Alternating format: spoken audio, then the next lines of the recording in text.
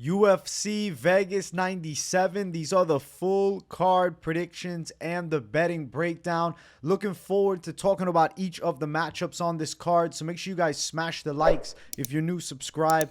Turn the post notifications on and make sure you share the video too. And also note, I'm going to be live for the entire UFC Vegas 97 fight card Saturday, 4 p.m. Eastern time. Don't miss it. Very excited to have the UFC back. And let's jump right into the predictions. Starting the card off, we have Ziggy Matas Ramaska versus Nathan Fletcher.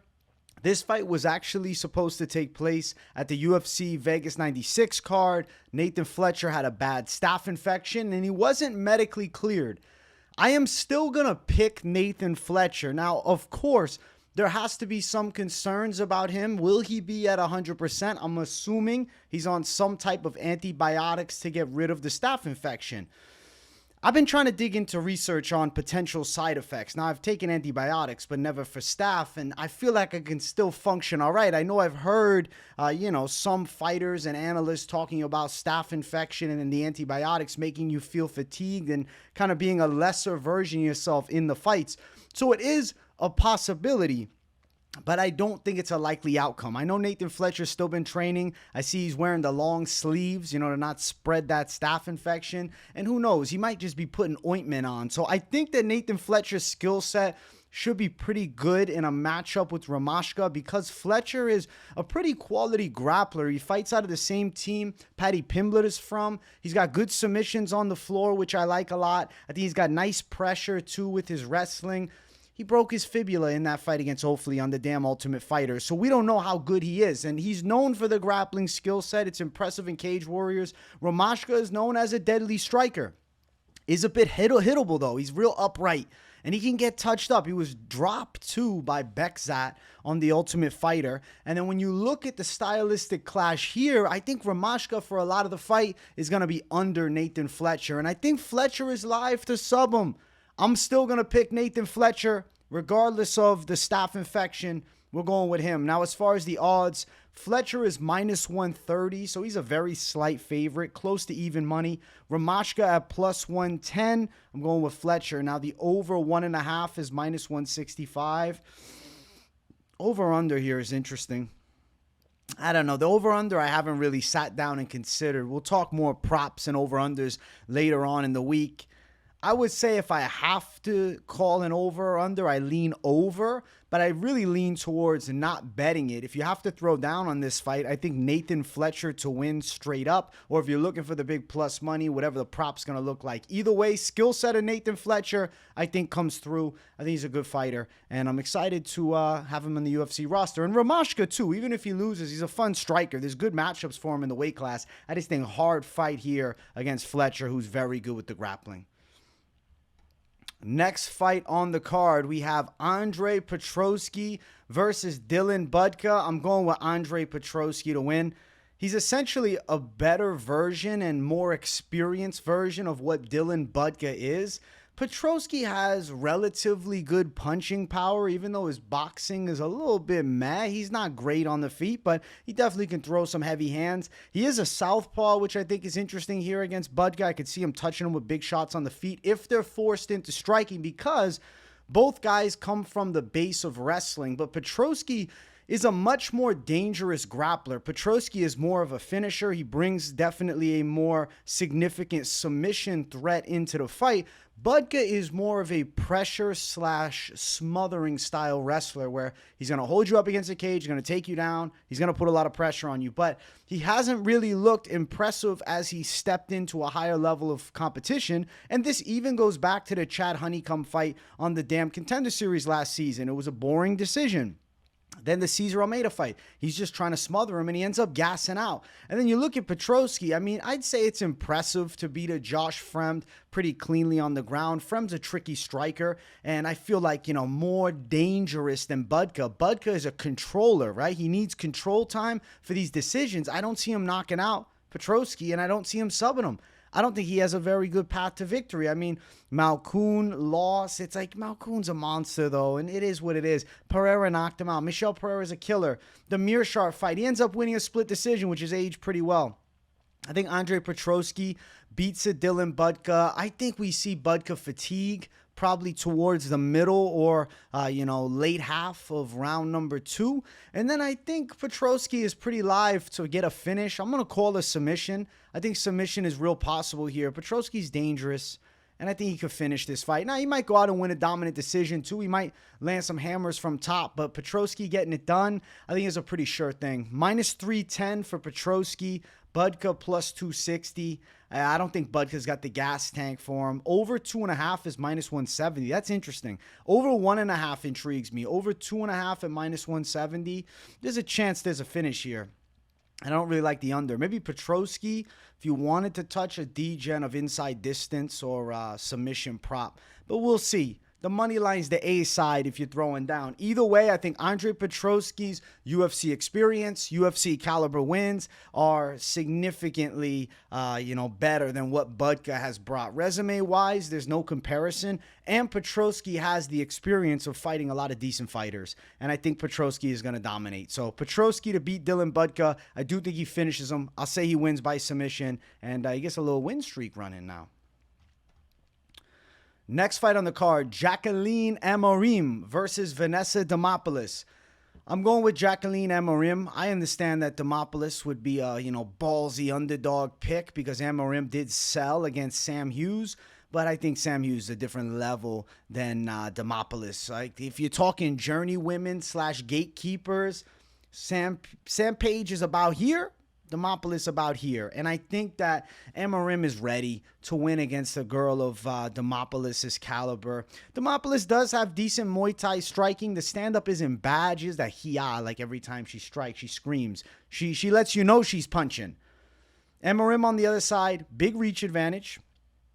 Really good jiu-jitsu. I would say she is nasty on the ground, and I see potential in her to be in the top 15. I think she is caliber, and I think she's, finding herself inside of, the UFC. Yeah, she lost to Sam Hughes, but she nearly got her by submission in the first round, and she bodied Sam Hughes early in the fight. And then, she's got a 2-fight win streak going. Last time, quickly tapped out Corey McKenna, and if you remember, McKenna actually beat Demopoulos on Contender Series some years ago. So I think Jacqueline Amorim is going to win, and actually I'm going to go with submission for Amorim. Now, note something, women's MMA, these arm bars. We haven't seen a women's MMA arm bar in a little while. Amorim's got a good one. I know Demopoulos has pulled it off a nice arm bar in the past too, but I think Amorim might win by arm bar. I'm going Amorim by submission. Even though Demopoulos has got good jiu-jitsu and is not easy to tap, I think Amorim's going to be too good for her.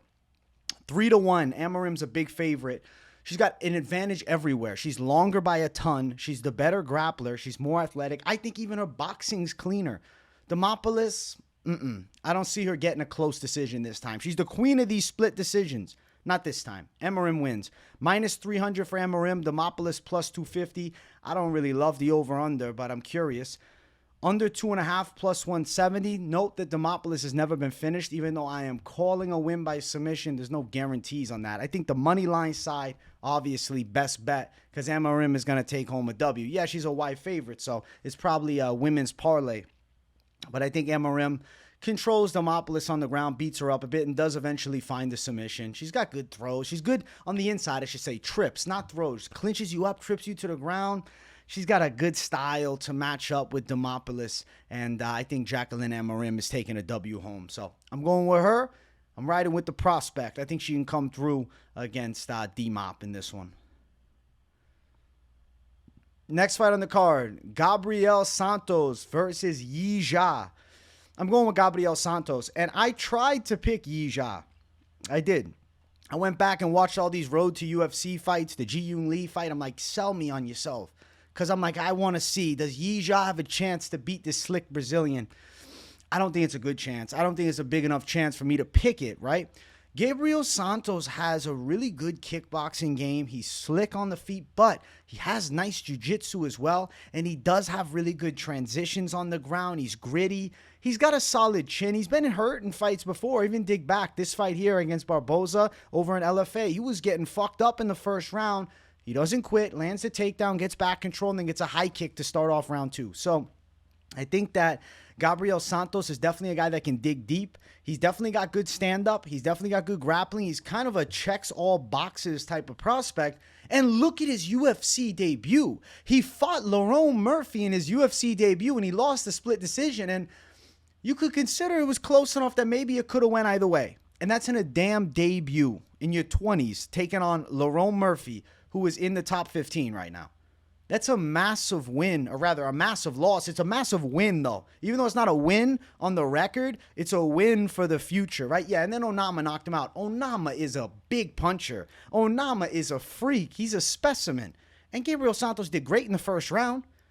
Yizha has a decent style. He's southpaw. He brings wrestling pressure. He'll smother you up against the cage. He'll mix in punches, but I just don't think he's got the goods for Gabriel Santos. Now, I know Yizha is so experienced, man. These guys are the same age, but Yizha, this is his 30th pro fight versus for Santos, this is his 13th. But in Asia, they just be taking fights every other week. I don't think having that many more fights is going to be a substantial advantage. I just think Santos is more clean with it. I think Santos is going to win. I think he's live for a submission here. I think he's also live for a knockout. Picking the method of victory with these two is interesting. Because it's the small cage, I'm thinking Santos finishes him. But I know Yizha is going to be looking for control time. But Santos is going to be looking to land some big shots. And if he gets any opportunity in the grappling positions, I know he's going to shoot for a sub. And I think there's a real chance that he can lock up a submission here. So I'm going Gabriel Santos for the W. I'll say, submission or knockout, inside distance. Minus 250 for Santos. Yizha at plus 210. They don't even have the over-under yet. Wow, Santos is a pretty big favorite. What is it? Minus 230 at open. I agree with the line, though. I mean, Gabriel Santos was so damn impressive in his debut, and there's good moments in the Onama fight, and then go watch his LFA run. He's a good fighter. He's got great potential. Yizha's decent, but I don't know, smothering up these guys. Like, Kaiwan Lee took him down and then put himself into the freaking armbar. You know what I'm saying? Like, Kaiwan Lee sold heavy, and they used to train together, right? So, I don't know. Road to UFC is mid. Even the Ji-Yoon Lee split decision, that's kind of aged really bad because Hyder Ramil destroyed Ji-Yoon Lee, and Ji-Yoon Lee fought like an idiot. And Gabriel Santos is, I know MMA math is not what we're supposed to use, but think about it. Gabriel Santos loses a split decision to Lerone Murphy, whereas Yizha is losing to Ji-Yoon Lee by a decision, who's getting knocked out by Hyder Ramil. Gabriel Santos for the win, the finish. I think he's live for the knockout, but he could catch a submission too. I'm going Gabriel Santos inside of the distance over Yizha, and I'm excited, man. We need Santos to get back on track. I'm a Gabriel Santos fan. I'm a believer, man. I'm a believer. Next fight on the card, we have André Lima versus Felipe dos Santos. This is a dope battle of prospects. I am going to pick André Lima. Felipe dos Santos looked great in his debut. Took on Manel Kape, gave him hell. But then, next time out, he looked rough against Victor Altamirano. But you have to say something about that fight. Mexico City is high elevation. So Santos didn't look himself because of some external factors. I'll give him the excuse. That doesn't mean he's going to go out and beat André Lima. Reason why I think Santos doesn't have a great chance with Lima is simply because Dos Santos doesn't have great takedowns. Lima has really good Muay Thai. I would say that he is more proficient with his striking than Dos Santos. Dos Santos has power and he can crack and swing hard shots, but he's not nearly as clean and technical. Lima has very high-level Muay Thai reads, obviously has Muay Thai fights to go along with it, which is why he's so successful on the feet. Not like he doesn't have jiu-jitsu skills either. And he's taken on somebody in Felipe dos Santos who may have tricky jiu-jitsu, for sure. I would say Dos Santos is tricky on the mat, but doesn't have great abilities at getting the fight there. So Felipe dos Santos, if I'm his team, I'm trying to work towards a pressure wrestling game plan because I think Lima can outpoint him for a lot of the fight. Issue lies upon Dos Santos doesn't have great takedowns, and I don't think Lima is going to be an easy guy to take down. I also think he's consistently gotten better with takedown defense. Mitch Raposo last time, Lima got a split decision. There was no split decision. That was a unanimous decision. The Igor Severino fight, Severino's pressing him up against the cage, but he's not doing anything. He gets so frustrated, he bites him. Beat Hickson Zenagem, who was supposed to be a decent prospect. I think Lima wins a close decision, 29-28. Felipe Dos Santos is going to test him. He's going to come out hard. He's going to come out fast. But Lima is definitely cleaner. And if Lima can avoid giving up his back, that would be a massive factor, right? If Dos Santos can take the back of Lima, maybe he's live to strangle him or something like that. But just Dos Santos doesn't have great control. Now, Lima's been in bad spots in, previous fights. Even, what was the fight? It was against, Thailand, round 2. He was caught up in an arm triangle. He defended it well. It's not like Lima is some suspect grappler, right? He's not just a pure striker that's never done jiu-jitsu. He's got jiu-jitsu skills to go alongside of it. He's just maybe not a high-caliber wrestler, and he prefers the striking. Felipe Dos Santos mixes it up pretty well. Shoot the box Diego Lima guy. But just because you come from shoot the box doesn't mean you're going to be good in the UFC. We saw it with Daniel Lacerda. He ended up being an absolute bum. So I personally feel as though Andre Lima, cleaner, more technical, more proficient, takes home a W over Felipe Dos Santos. I'm picking him. Odds are wide. They opened up even, man. They opened up even. Now, minus 190 for Andre Lima. Felipe Dos Santos, plus 165.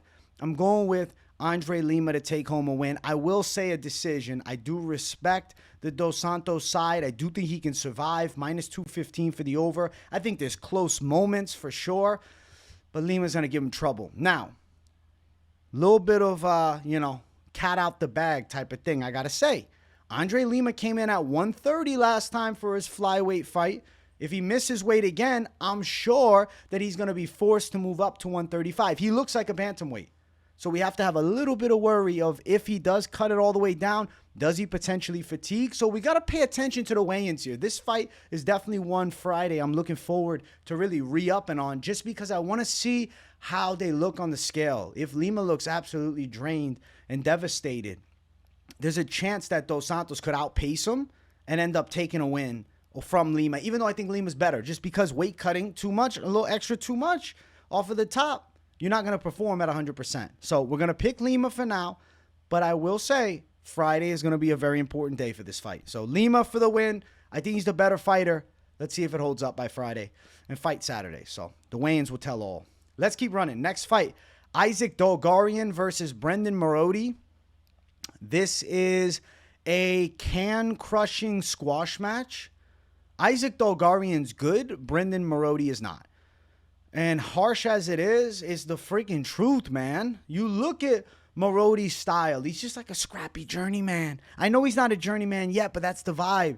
He mixes it up. He comes with pressure. His hands are low. He's coming in crazy. He's looking to close the gap. He'll get too close to you to mix up big shots. He's tough, but you got KO'd in 20 seconds by McKinney. I know McKinney's a dangerous finisher. I understand, but Dulgarian's dangerous in finishing too. And I get it. This is at 45 now. It's not 55. Dulgarian's wrestling is good. Dulgarian beat the shit out of Francis Marshall. Francis Marshall's a pretty good wrestler. Dulgarian was destroying Christian Rodriguez, and at worst, you call that fight a draw. That fight was not a loss. Dulgarian's record should read 7-0 or 6-0-1.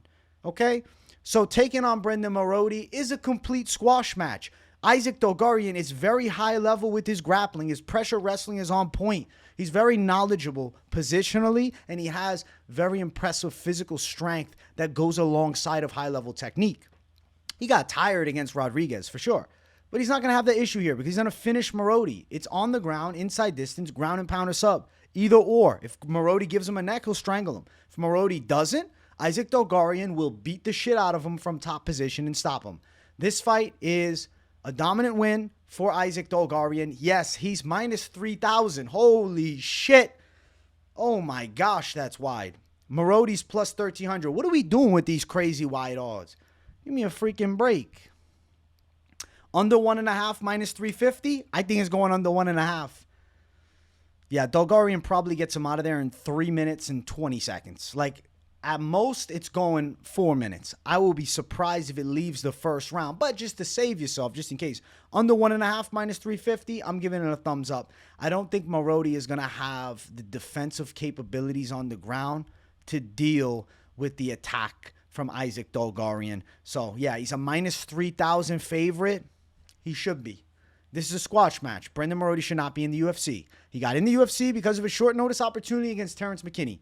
And now they're giving him Isaac Dulgarian. He is an opponent. This is a showcase fight for Dulgarian. 1,000%. Trust me when I tell you. This is like a setup fight. I'm not saying it's fixed, but there's a guy who's looking pretty good. Nice talent, good prospect. They want to give him one layup so he can get comfortable again. Versus a guy who, you know, I'm telling you, he's a future journeyman. He's a future journeyman. Isaac Dulgarian all day. Not close. Not close at all. Next fight on the card, it's our featured prelim of the night. Ooh, this fight's actually really cool. Ovince St. Preux versus Ryan Spann. Now, before you just say, OSP's wash, Spanning around, we got to think of it for a second. OSP beat Kennedy and Zechiku. He dropped him in that fight. It was competitive. And Ryan Spann has looked pretty bad. Okay? He hasn't looked great either. Now, that all being said, I'm not going to go crazy and say, I'm picking OSP. It's not that I don't want to, go for the underdog, but like you can degen bet something here, but just logic tells me OSP at 41 is probably losing to Ryan Spann, but it might be closer than you guys will imagine. Ryan Spann at times sells fights. I mean, let's look at Ryan Spann's past few, okay? Past couple. Look, Anthony Smith, he lost a split decision. He did some damage in that fight, but still ends up freaking losing. Say what you want. Okay, yeah, maybe you could have got the decision. Still was too close. Still wasn't a good performance, and it's a wash version of Smith. And then against Gushkov, he fought weird. He turned into a wrestler. He was so terrified of Gushkov striking. He wanted to just grapple. And then he gassed himself out. Now, Ovince St. Preux on the other side, he's a weird one. I've been watching OSP fight since Strikeforce against Antoine Britt back in, I don't know what, 2012? I don't know, 2010? I don't even remember. He took on Antoine Britt. He was 7-4. That was the first time I ever saw OSP fight. And I've been watching him for his whole career. So I do like OSP. And if OSP wins, I'd be happy. I hope OSP wins, to be honest with you. I hope he pulls off a weird, St. Preux, a.k.a. Von Flue choke, or he gets a freaky knockout. But Ryan Spann is definitely quicker than him. He's more accurate with his boxing. OSP's got at this point like that OG veteran style. He'll slip some shots. He comes forward. He's constantly pressing. He's still relatively slick. He's awkward with the way he punches. He's awkward with everything that he does. But he's 41, man. And he started real slow against Felipe Lins, and then that fight was called. Now, I'm going to say this honestly. The fight against Felipe Lins, yes, he was dropped. They stopped it a little early. You could have gave him a second, and he may have recovered. So I'm going to stand on that. But regardless, if Felipe Lins can blitz you like that, Ryan Spann can too. Spann has got big power. He is explosive. And I think Ryan Spann really thrives in fights against guys that he definitely should beat. Like you give him somebody that it's not looking good, right? Krylov, clear advantage over him. Anthony Smith, it's like 50-50. You lost to him before. Bogdan Gushkov, good prospect. Now, against Reyes, to be honest, he had a breakout win. But like Kutelaba, he should beat a Kutelaba 10 times out of 10. I think Ryan Spann can get a knockout. I think Ryan Spann could find the chin of OSP. But it wouldn't shock me if this fight goes long. If it ended up being a decision, I wouldn't be that surprised. And I know some of you guys are like, really?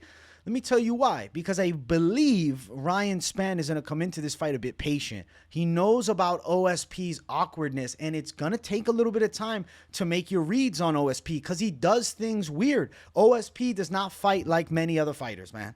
OSP's got a weird style. He always has. The way he throws is weird, man. He blitzes awkwardly. He comes forward awkwardly. His grappling is weird. He's got long arms, but he's 41 now. He's definitely towards the tail end of his career.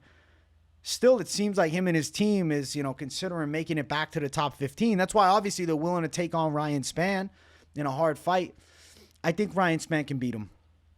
But be a little careful if you're just trying to throw it all on knockout because Spann could get a decision. He could hurt him and take a decision. Or Spann might end up landing takedowns and just controlling, right? Look at Spann when he took on Sam Alvey. He almost got him out in the first round, and then he ends up winning a close split decision. It's not like Spann is always looking that good. But I'm going to go with Spann. I do think he is live to knock out OSP. I'm not crazy about the first round because OSP has just got that awkward flow. Now, OSP is plus 285, Spann minus 350. Let's see. Over 1.5 at plus 155.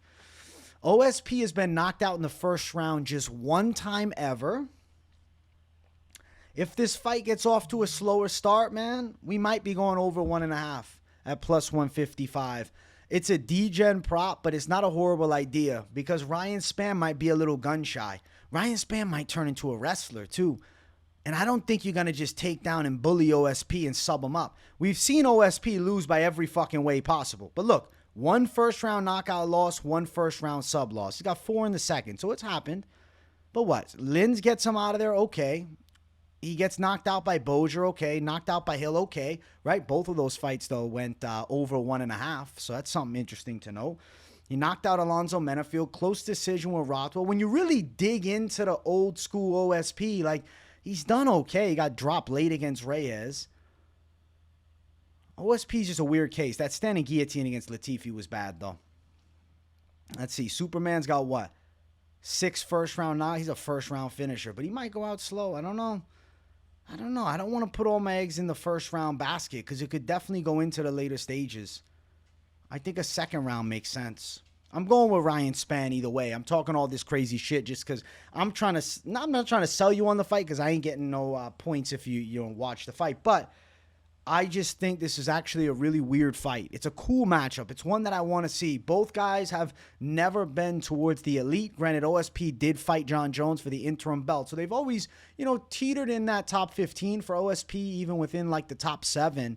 But I think that Ryan Spann takes a W home. And that's why I'm going to go with him. Superman Spann to take it home against OSP. I do think he can probably find the chin, but money line it. Over 1.5 is live. As crazy as it might sound, because Spann's known for getting it done in the first round, what if OSP survives? Things could get crazy. Next fight. It brings us to our main card opener. If you guys haven't yet, smash the like button. If you're new to the channel, subscribe it up. Rongzhu versus Chris Padilla. Taco. I'm going with Rongzhu, okay? Because Taco Padilla, let me tell you my issue with him. Yes, he has good takedowns. He doesn't have great control. Go watch the Long Top fight. Long Top was bouncing right back up. Now, granted, he gave up his back and got strangled. Rongzhu is not doing that. Rongzhu has 30 pro fights, okay? Rongzhu is well-rounded. I mean, the dude is freaking forced his way back into the UFC. He was 1-2 in the UFC, got released. Earned his way back through the road to the UFC, wins that show. Now he's here, and he's not even 25 yet, and he's got 30 pro fights. So it's kind of crazy how experienced Rongzhu is in such a short period of time. He was just too young last time when he came into the UFC. The thing with Padilla, he's got takedowns. He's got control-ish, right? He's not a great controller, but he's got some control. He's got submission threats. I just don't think he's going to be able to deal with Rongzhu on the feet. And I don't expect Padilla to control for significant amounts of time, right? I think Rongzhu can bounce back up. If they go to the floor, he's standing himself up. And we're in the small cage, too. I think Rongzhu can use it to climb. And I think he can land big punches on the feet. I feel like Rongzhu has this fight. It's not easy to put a Chris Padilla out, though. That's something interesting, too, right? Padilla is not a chinny guy, especially not as of late. He could take a clean shot. Rongzhu's definitely got power, though. I could see him landing some big hammers on the feet, stopping takedowns, and Padilla getting frustrated, potentially gassing. Thinking a later knockout for Rongzhu or a decision makes a lot of sense. I just don't think Padilla is going to be able to take him down, take the back, strangle him. I think he might take him down, but then he's going to be forced back up to the feet. And then I think he's going to be frustrated when he's forced striking with Rongzhu. And Rongzhu is not going to sell the fight like Yantop did and give up his back. So I think Rongzhu, as many fights as he has, as much experience as he has, his grappling skill set is there defensively enough so to deal with Taco Padilla. Now, as far as the odds for this one, Rongzhu, minus 285. Fucking chalky-ass line, man. Plus 235 for Padilla. What did it open at? Okay, it opened at minus 200. I agree. Let's see. Over 1.5. Do they have it? Over 1.5, minus 175. Why would I play over 2.5 at minus 155? I can get over 1.5 at minus 175. I do think it's live to hit that over 1.5 mark. And I think Rongzhu, it's either a late knockout or a competitive decision. Won't be shocked if Padilla lands some takedowns earlier. But as we get into the later stages, Rongzhu's defending it. Expect some big punches because he definitely has some stinging power. He's got a lot of experience. Now, both guys very experienced. 20 fights for Padilla and damn 30 fights for Rongzhu. So we'll see who takes it home. I think Rongzhu can pull through and get a W. welcome back to the UFC, Rongzhu. And I'll give him the win here over Taco Padilla. Let's go. Next fight on the card, we got Trevor Peek versus Yanal Ashmouz. I'm picking Trevor Peek in this fight. I know some people might be a bit surprised because I think there's some love for Yanal Ashmouz, especially because like his even money line. But let me tell you, though Ashmouz is a good striker, he is a bit of a kick-based fighter, and he can get pressed backwards. We saw that against Chris Duncan. His hands are a little low. He's getting caught with some big shots, and I know his arm got a little fucked up from that high kick of Duncan, but still, Trevor Peek is the most chaotic pressure brawler in the lightweight division right now. The dude is made out of steel. He has no quit in him. He keeps coming forward. He's got deceptively good wrestling, and Ashmouz doesn't bring a grappling threat. If Ashmouz could mix in some takedowns, we're having a different conversation. Trevor Peek lost to Charlie Campbell in a relatively close fight, but the reason Campbell was able to win is because he had the better jiu-jitsu. He had the better grappling, right? Late in the fight, he's controlling Trevor Peek. You know, Ashmouz doesn't have those abilities. So if you're forced into a striking fight with Trevor Peek, I think you're in danger zone because Peek hits very hard. Peek is crazy with insane pressure and combinations, and Peek has wrestling. Even though he's not great at jiu-jitsu, he has wrestling and he has zero quit in him. And I think that Trevor Peek is going to take home a decision win over Yanal Ashmouz, which should be a close one. And I'm going to double down on this with Ashmouz. Get to 145. I think he looks a little smaller for 155. I don't know. Trevor Peek, even though they're both listed at 5'9", he seems like the bigger guy. And I think Trevor Peek is taking home the win. He's a minus 120 favorite. The fight opened even. Minus 110 on both sides. Yeah. So even fight. Even line. Trevor Peek, I think, takes it home. I think he wins a hard-fought decision here against Ashmouz. I think he backs him up, makes him uncomfortable. Just nonstop pressure. Zero quit. Your traditional Trevor Peek fight. And when you don't bring a wrestling threat, this dude is a monster. You need to bring the wrestling threat. Ashmouz, I don't think he has it. I don't believe he's got the wrestling threat. I think if there's any takedowns landed in this fight, is Peek taking Ashmouz down. Over 2.5 minus 125, I think is relatively live too. I'm going with Trevor Peek to take home the win. He's beaten Yanal Ashmouz. And honestly, this fight too, I'm super excited for. There's some bangers on this card. I got to say, thank God we have a Vegas card that's stacked. Because, you know, the other Vegas cards lately, they've been kind of mid. This one, incredible.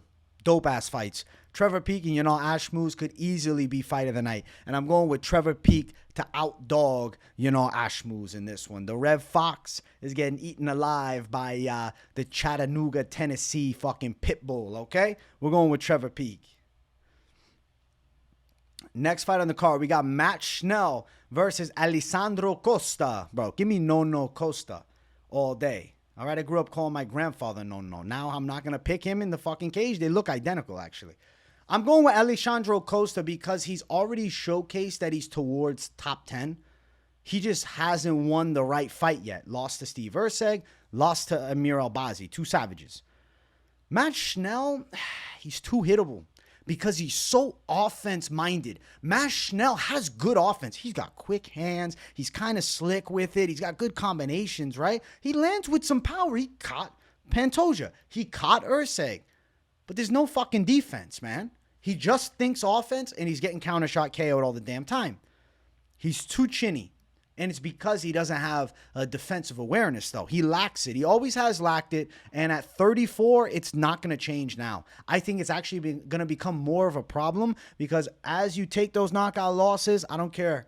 A little bit of the reflex, even if it's 0.001% every time, all you need is this much. The punch misses, and now it hits, and you're going to bed.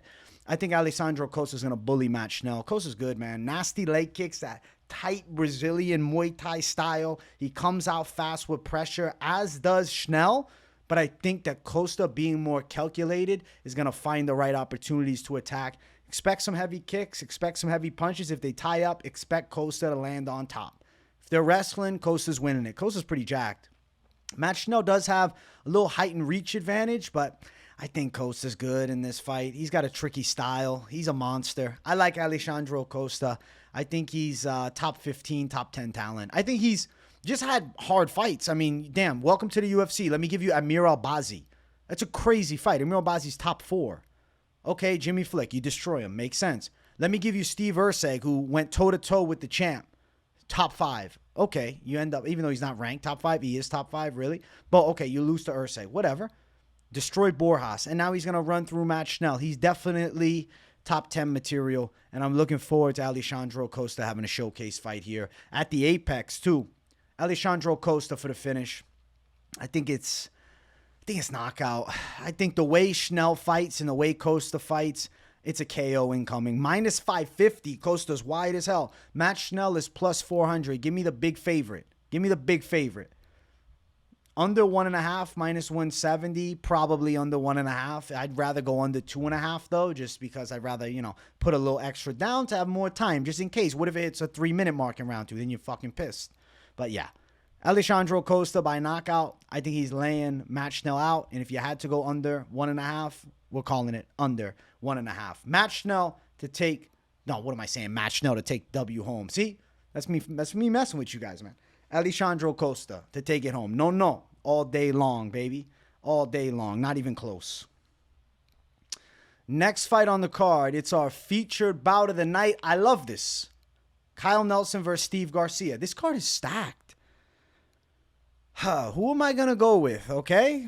Metaphorical drum roll. I know you guys can hear it in your minds right now. Steve Garcia. I'm going with the mean machine.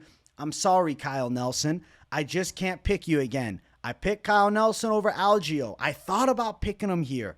But when I go back and I watch Kyle Nelson with Algio, that fucking stoppage was so early. And Kyle Nelson is swinging these haymakers from all the way down the street. You do that with Steve Garcia, he'll swing back, and when he lands, you go to bed. Steve Garcia has more power than Kyle Nelson.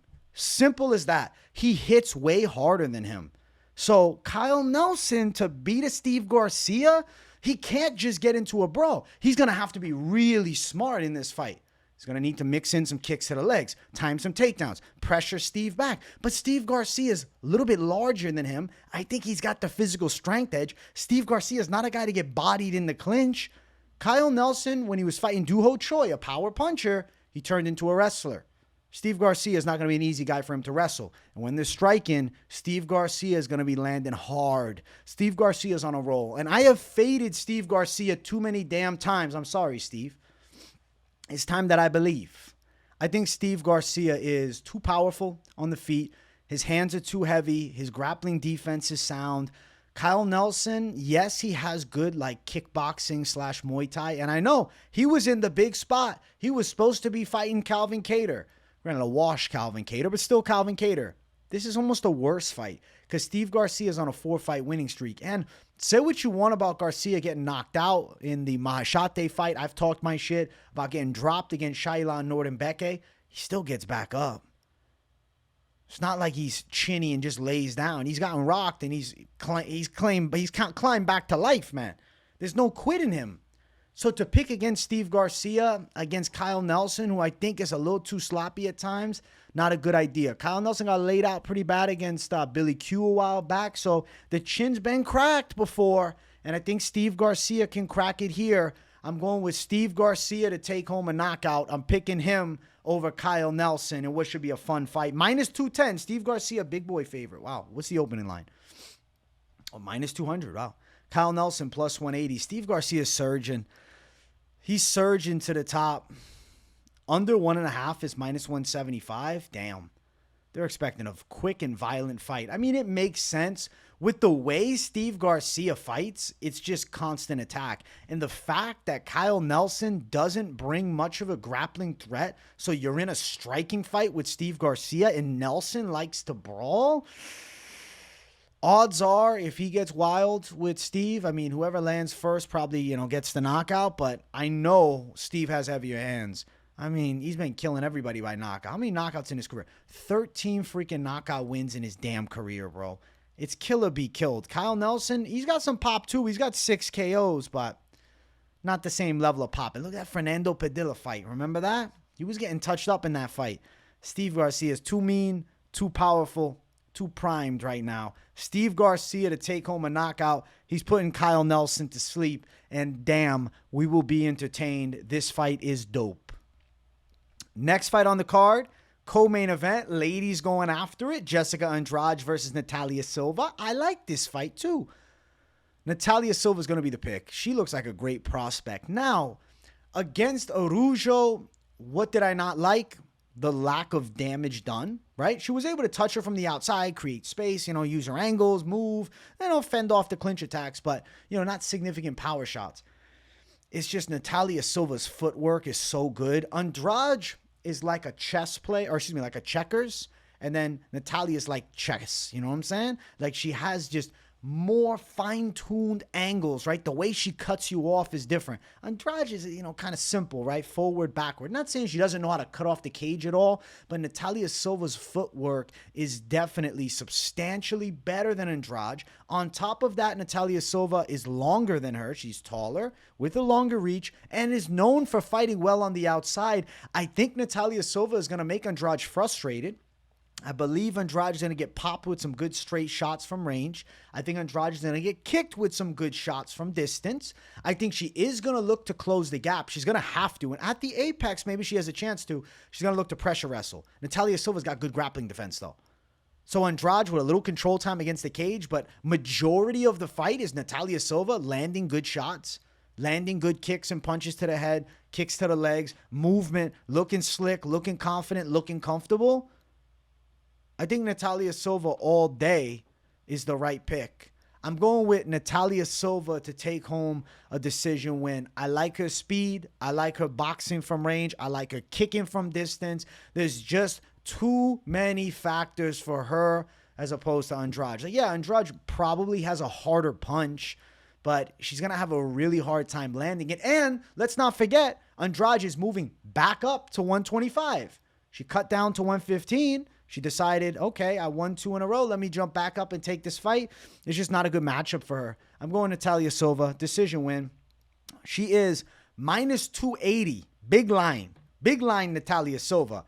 Andrade plus 240. Give me Natália Silva all day long. All day. Let me tell you something. Natália Silva's got this decision in the bag. Over 2.5, minus 160. Give me the over 2.5. I'll be shocked if there's a knockout. I will. I don't think Natalia's knocking out Andrade either. Like, I think competitive fight, good matchup. I know Natália got a knockout of, Leonardo? But come on, chill the fuck out. Bleda, chill the fuck out. Like, decision of Jasdavicius, decision of Lee, decision of Araujo, decision of Andrade just seems like the sensible next step. And that's exactly what I think is going to happen. So we're going with Natália Silva to take home a nice decision. Mamma mia. All right, let's keep running. Main event of the evening. If you guys haven't yet, smash the likes. And if you're new to the channel, subscribe. We got Gilbert Burns versus Sean Brady. This is prospect on the come up versus the aging veteran and former title challenger. And I've seen this story play out before. In a sense, we saw it last card. I'm going with Sean Brady. I have to. You have to go with Sean Brady. Gilbert Burns is tough for sure. He's got great jiu-jitsu. He's got big, powerful overhands. He's got heavy kicks. He's got a lot of heart. Sean Brady right now just seems like it's his time. He looks so good against Gastelum. And I understand Gastelum is a burrito eater, okay? He's not so much of a hardcore fighter anymore. He's more of a food fucking critic. But regardless, he bodied him so bad.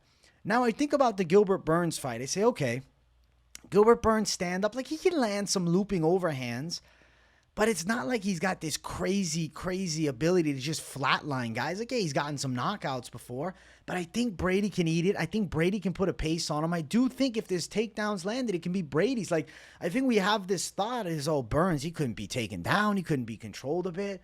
He couldn't be pushed back against the cage. I think he can be, and I think he will be.